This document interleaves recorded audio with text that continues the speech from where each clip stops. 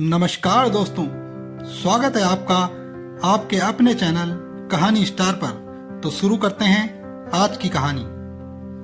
एक गांव में रामू नाम का एक बढ़ई रहता था। वह न सिर्फ शरीर से ताकतवर था बल्कि दिमाग से भी बहुत चतुर और समझदार था।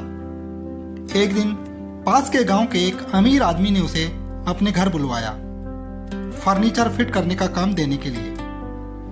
रामू ने पूरी मेहनत से काम किया और शाम होते होते काम खत्म कर लिया। काम का मेहनताना लेकर उसने पैसों की एक पोटली बनाई और उसे बगल में दबा लिया। ठंड काफी हो रही थी तो उसने एक मोटा कंबल ओढ़ लिया और चुपचाप सुनसान रास्ते से अपने गांव की ओर निकल पड़ा। रास्ता वीरान था पर वह बिना डरे चले जा रहा था। थोड़ी दूर चलने के बाद अचानक एक लुटेरा जिसका नाम रघु था रास्ते में आ गया। वह शरीर से तो कमजोर था लेकिन उसके हाथ में एक बंदूक थी जो उसकी सबसे बड़ी ताकत थी। रघु घुर्राया,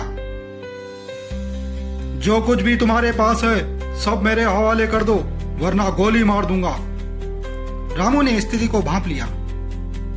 उसने बिना बहस किए पोटली रघु की ओर बढ़ा दी और बड़ी शांति से बोला, ठीक है, ये रुपये तुम रख लो, लेकिन एक बात बताओ, मैं जब घर जाऊंगा तो अपनी बीवी को क्या कहूंगा? वो तो यही समझेगी कि मैंने ये पैसे जुए में उड़ा दिए। मेरी बात मानो, एक काम कर दो, अपनी बंदूक से मेरी टोपी में एक छेद कर दो ताकि मेरी बीवी को यकीन हो जाए कि मुझे लूट लिया गया। लुटेरा रघु हंस पड़ा और खुद को बहुत चतुर समझते हुए बंदूक चलाकर टोपी में छेद कर दिया। रामू ने फिर कहा, मगर एक टोपी से क्या होगा? मेरी बीबी को लगेगा कि तुम अकेले नहीं थे। जरा कंबल में भी 4-5 गोली के छेद कर दो ताकि लगे कि तुम्हारे गैंग ने मुझे घेर लिया था। रघु को मजा आने लगा। उसने खुशी खुशी कंबल में भी गोलियां चला दी। रामू ने अपनी बात आगे बढ़ाई, अब जरा मेरी जैकेट पर भी गोली चला दो जिससे गांव वालों को लगेगा कि मैंने बहुत संघर्ष किया था और बड़ी मुश्किल से बच पाया हूँ। रघु झुंझला कर बोला, अब बहुत हुआ, इस बंदूक में अब गोलियां भी खत्म हो गई हैं।